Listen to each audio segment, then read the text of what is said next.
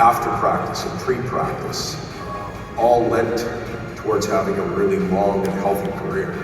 That didn't happen by accident. He had to commit to those extra hours and that extra time.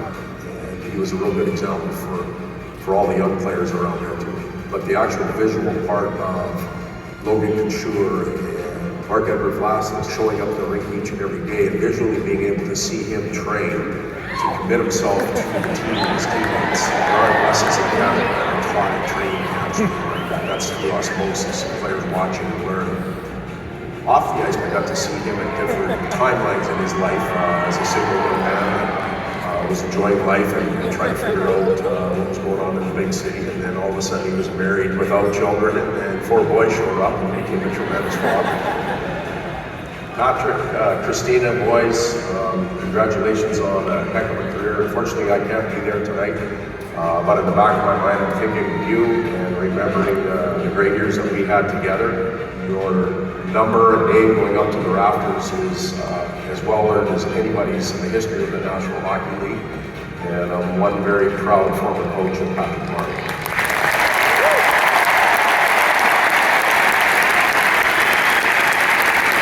We thank Todd McClellan, who is with his team in New York tonight for his special memories of his time with Patrick. Along with Patrick, he was one half of the Sharks' dynamic duo for 12 seasons. During which time, no NHL team won more games than the San Jose Sharks. Joe Thornton spent many years on the road and fostered a bond between the two superstar players that remains today. I remember seeing Patty we were both pretty nervous, you could tell. We were both excited for each other because we knew we were going to be in the top 3. We just didn't know where we were going to be. But for 2 small kids to get drafted in the NHL was a big joy for us. So when I got traded to San Jose, flying into Buffalo, and I had Patrick and Kyle McLaren pick me up at the airport, and I thought, oh, this is, I'm going to fit in just nicely here. And knowing that I wouldn't know too many people on the team to meet me at the airport, it had always meant a lot to me. So my first roommate as a Shark was actually Patrick Marleau. We were the same age, we knew each other from before, we had the same interests, same likes, so we roomed together for a long time, and I remember at a certain point they allowed you to have your own room after so many games, and me and Patty talked about it. We just said, screw it, we're just gonna be roommates a little bit longer, so I think we stayed roommates a couple years after. We probably should have separated, but the laughs just continued and just no rush to leave each other at that point. With Patrick, I knew he was this big farm kid from Saskatchewan, and he still knew who he was, where he came from, and I think that's something that really hit home to me, because I was that same kid from my hometown. I think that never left both of us. We still have heavy roots back in our hometowns. I always admired him about that. It's just, he was who he was, and we weren't going to change him. It just didn't matter who it was. It seemed like every time we needed a big goal, Patty was there. I remember a game in Detroit, very hard place to play back in the day. Patty buried in overtime, huge goal. 2 years later, Vancouver at home to go on to the next series. Patty, overtime, game over, series over, move on to the next round. It was just, Patty had a knack for scoring big goals in big moments, and he did it time and time over again. To be selected to play for your home country is a huge honor. Patrick got to do it multiple times. Won gold medals everywhere he went. 2 at the Olympics, won the World Cup, won the World Championship. So Patty did it all. It's a huge honor to do that. To have a career like Patrick did, it's not by chance. Patty worked every day. Every day had something he loved to do. So it wasn't really work for him. He just enjoyed coming to the rink, sweating, trying to get better, having fun with the guys, and that was every single day with Patty. So everybody knew what Patty did on the ice, but off the ice, Patty's the man. A real dad. Loved the boys. I remember coming into practice, Patty would already have been here for an hour and a half with the boys. He always put the boys first. It really resonated with me. When I had kids, I wanted to be as involved as Patty was with his kids. He was always there. So when we talk about Patty Marleau's legacy as a hockey player, you got to put most games played all time. over 500 goals scored, game-winning goals. But for me, it's just Patrick being a great teammate. Always there for guys, always helping guys out, always in a good mood, ready to laugh, and always put in the work. Patty really was one of the best teammates I've ever had. Patrick, it was an honor being your teammate for over a decade. Now I'm watching you come up with the rafters. Enjoy the night with your family and friends.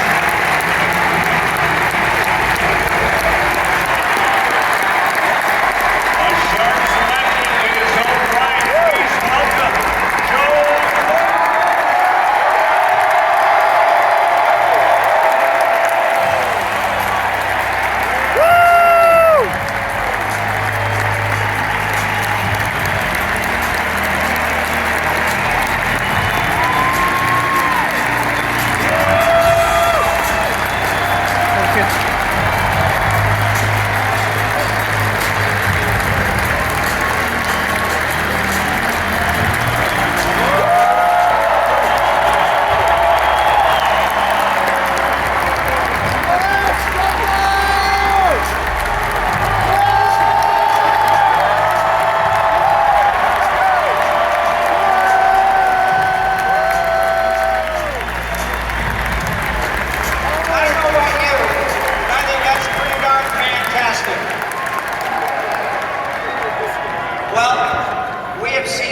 Some pretty remarkable tributes to Patrick Marleau tonight about the man and the hockey player.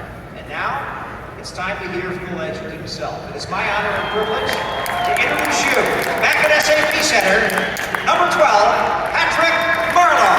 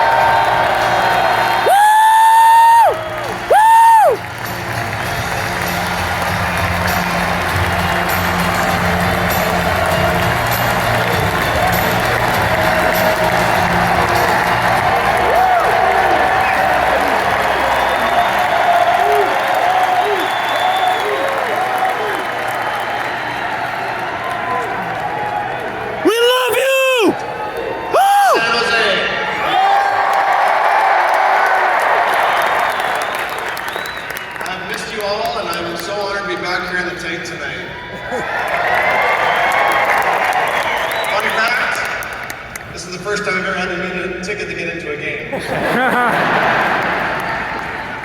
First, I'd like to thank everyone here tonight. Thank you to the San Jose Sharks and to my wife, who have been working tirelessly this weekend to make everything go so smoothly, and it has.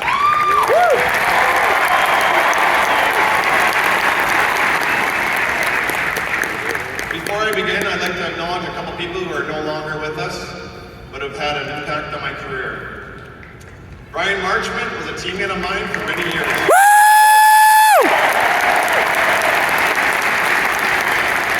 But during my first shift in the NHL, I had to avoid one of his iconic hits.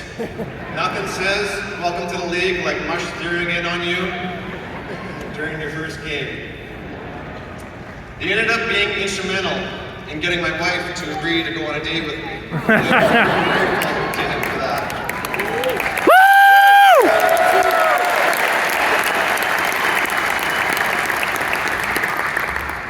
One of the biggest influences on my career was Don Bailey.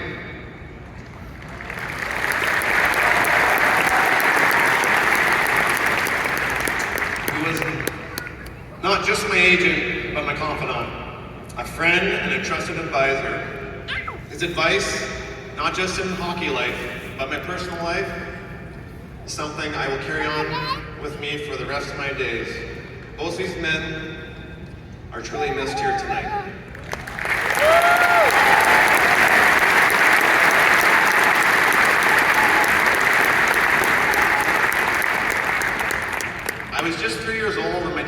took me to skate at the local rink in Anaheim. And skating has brought me a happiness down in my soul. The smell of the rink, the laughs with my teammates, the competition, the thrill of victory, and even the sorrow of defeat that would fuel me to try and get better and stronger. Soon I was skating every chance I had on the frozen dugout on the family farm. I idolized Barry Lemieux and the Pittsburgh Penguins, so I would pretend I'd be him, winning Stanley Cups. Right there, during those brutal Saskatchewan winters, my dream was born. Those core memories, which centered on hockey and family, make up who I am. They are still the most important things in my life. My dream was to play in the NHL. Never could I have imagined having the honor of my jersey hanging above the ice.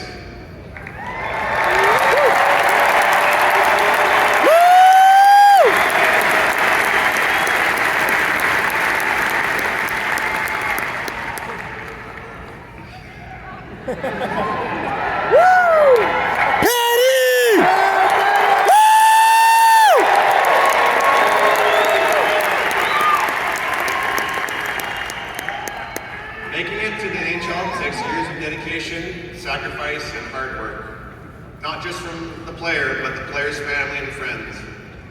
There are so many people here tonight that have done just that for me. I love you too.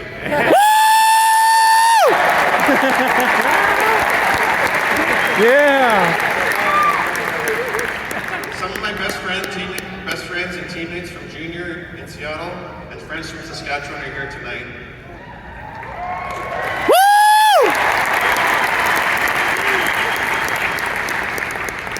We all have families of our own now, and our kids play the sport we love so much. It comes full circle. That includes one of my best friends, Tony Mohagan.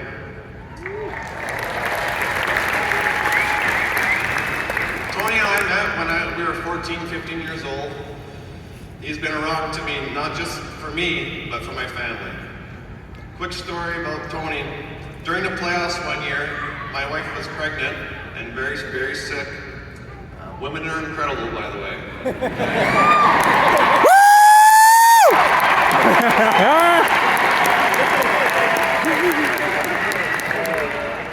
I was no use to her and our boys because, of course, playoffs.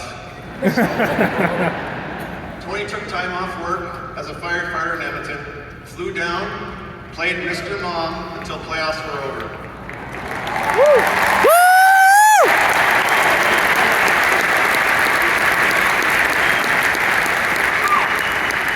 Taking our boys to school, to the park, made meals, grocery shopped, and cleaned the house.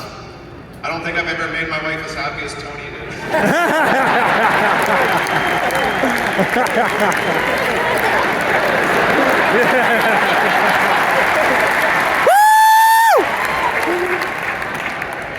Tony also kept me accountable when I was done playing. Showing up at my door to support me and even making fun of me until I got my teeth fixed. I could talk about all my friends here, but there's a Sharks game that needs to be played tonight. So thank you for being here, boys. I appreciate it.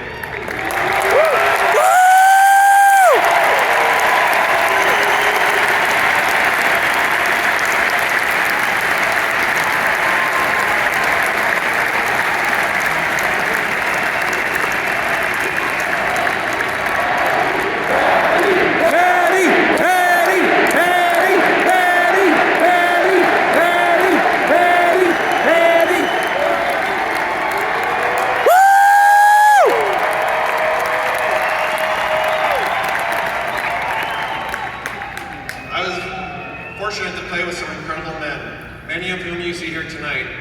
Guys like Mike Ricci, Adam Hurrianes, Kelly Rudy, Mike Greer, Marcus Sturm, Owen Nolan, Scotty Hannon, Sean Hines, who now coaches my oldest son, Landon Marleau.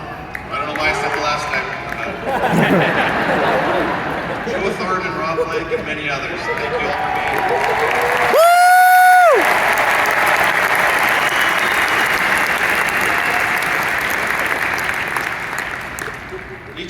and those who couldn't be here tonight have made an impact on me both on the ice and in my personal life.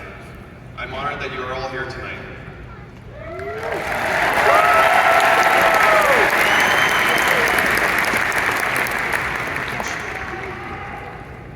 To all my teammates during my career, thank you for being part of my dream come true.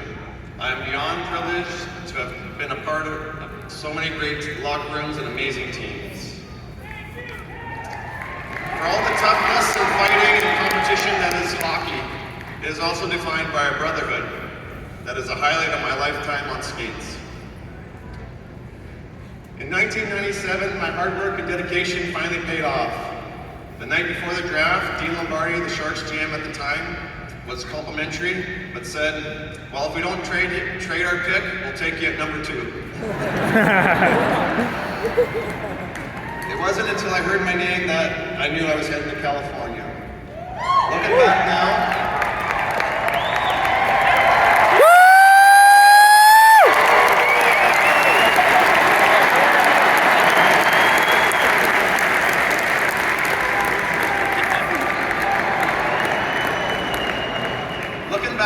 it seems like a dream.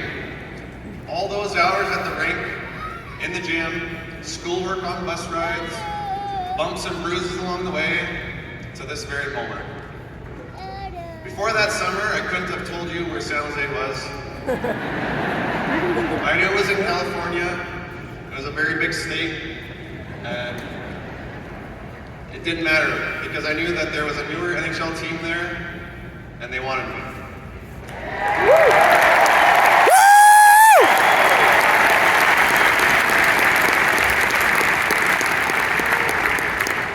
I was just 17 when I moved to San Jose. I was far away from my support system, my family, and friends. I'll forever be thankful to the Rudy family for taking me in, showing me that fulfilling hockey career and family life are possible.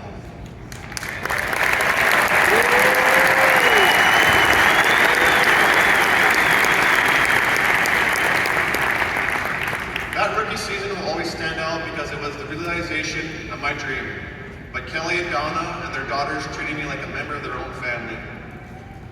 Kelly even took me to make my big first purchase, a new car.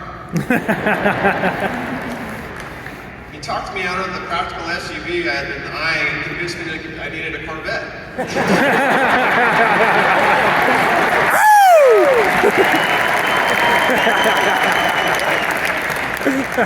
He even haggled and got me a great deal. Yeah. When the season was over, Kelly asked for just one thing.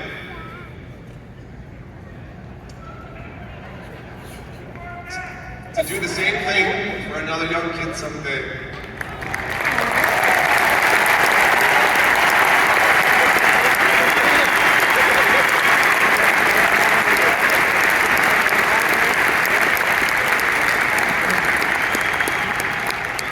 Six years later, my wife and I did just that.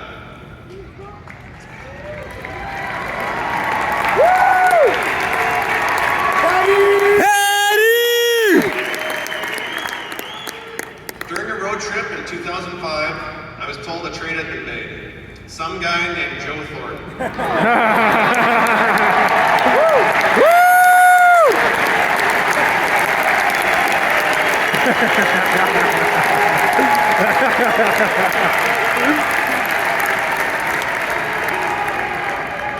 I'd known Jumbo from playing with him at the U18 Pacific Cup and some World Championships.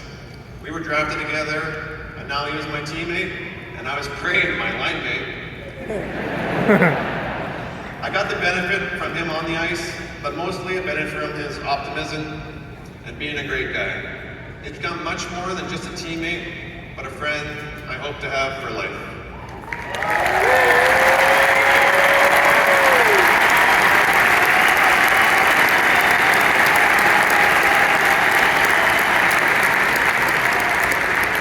Thanks for all those amazing passes, Jumbo.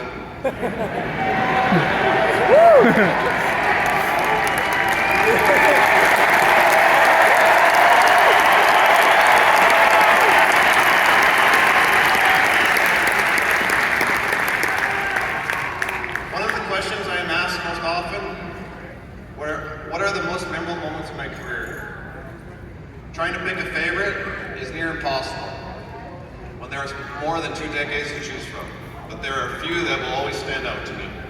There's my first game, my first goal against Nikolai Habibulin.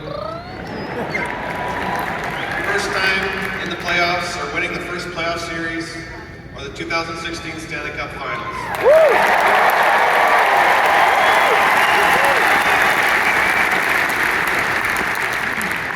Even simple moments like a great comeback in a game stick with me today. Scoring my 500th goal in Vancouver stands out because of the way my teammates so genuinely ecstatic for me. Their reactions make that moment 1,000 times better. Winning an Olympic gold in Vancouver will stay with me all my days too.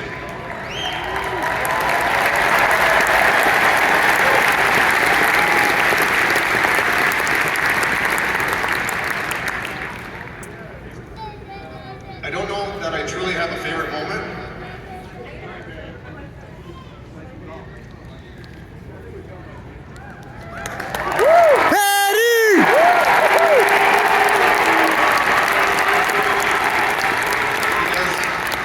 Living my day, my dream, every day.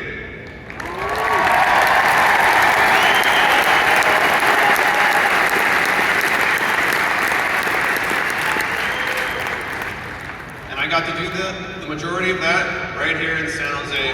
My wife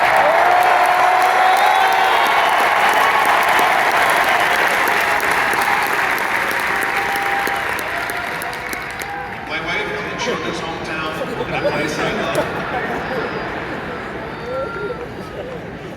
Another question is, what's it like to scale a shark head? It's pretty damn incredible.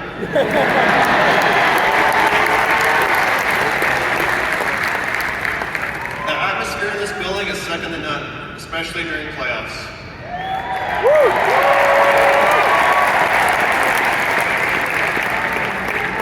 I've watched this town go from a rookie hockey city to a full-fledged hockey town.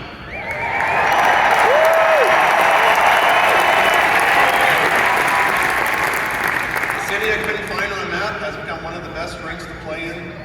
The sounds of the goal horn going off will forever be music to my ears.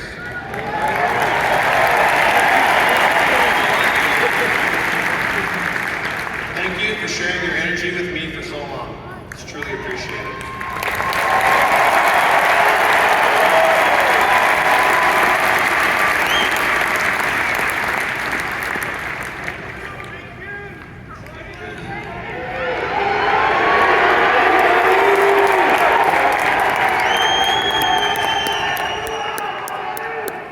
Walking into the next chapter hasn't always been easy, as I have lived and breathed hockey for 40 years.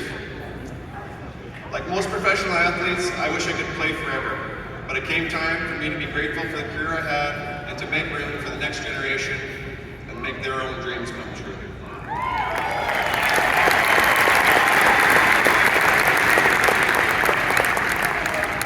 However, I did not get here by myself. My parents, Dennis and Jeanette, are the ones who supported me from the very beginning and are the reason I'm who I am.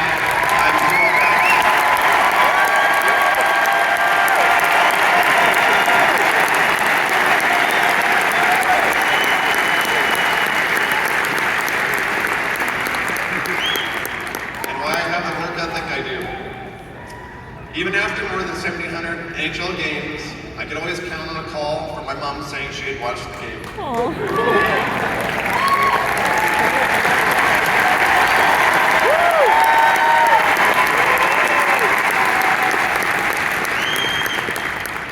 Mom and Dad, thank you for the support and love and all the hours at the rink and in the car, warming up my frozen feet, and for being my safe place.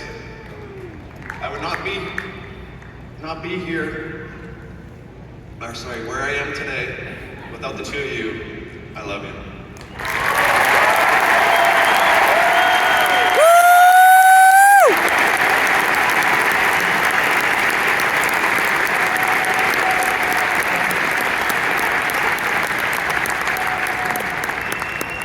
While Mom and Dad were driving me all over, my brother and sister, Richard and Denise, had to pick up the chores on the farm. did it without complaining. Well, at least not to me anyways.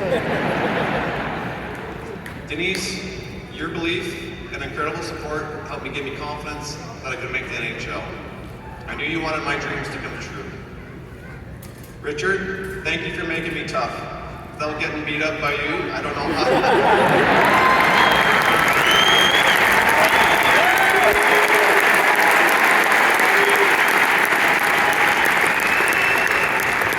I don't know if I'd have the pain tolerance I have today if it wasn't for you. I'm proud to call you two friends and some of the people that I can trust and confide in today. Thank you for doing my chores when I was gone for hockey and when I'd hide and shoot pucks in the barn just to get out of the chores.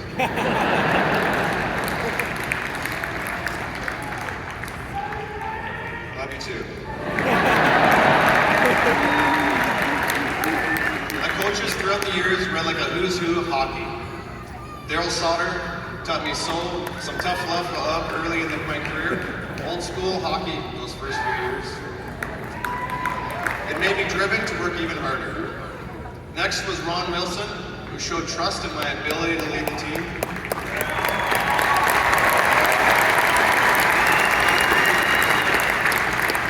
Todd McFarland gave me a sort of stake in the team, where I was entrusted to help make decisions with the core group, and he brought our team to the next level.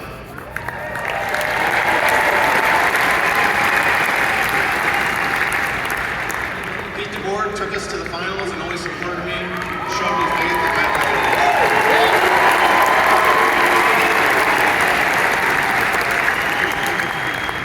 I got to play for Mike Babcock while in Toronto and for Team Canada.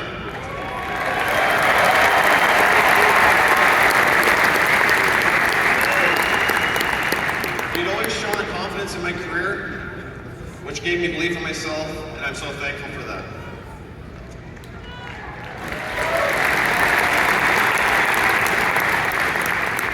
I also had the opportunity to play for Mike Sullivan in Pittsburgh and Bob Buchner. Thank you to each and one of you for these men, because they each taught me something special, new about the game.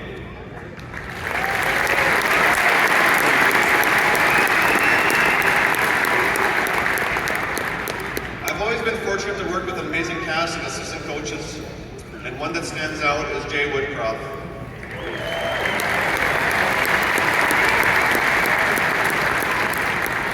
Woody would always take that extra time with us.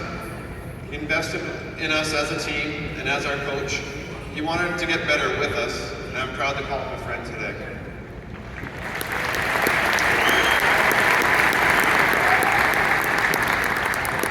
Mike Ricci has always been there for me as a teammate.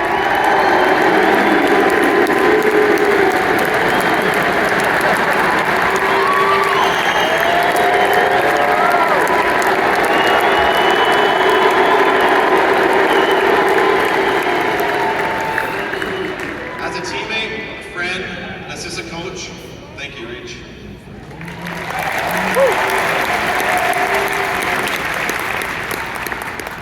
Dean Lombardi, thank you for drafting me to this city. Your decision in June of 1997 has given me this dream life. Tim Burke, thank you for passing along my name during the scouting process. And I can't stress this one enough. Thank you to people of San Jose.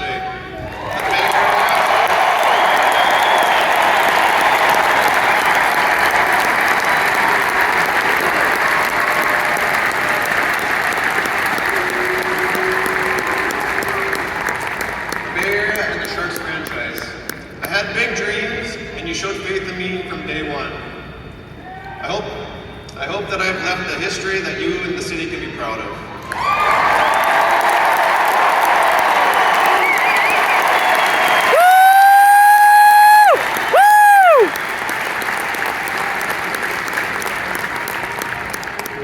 People to thank, but I need to quickly name a few.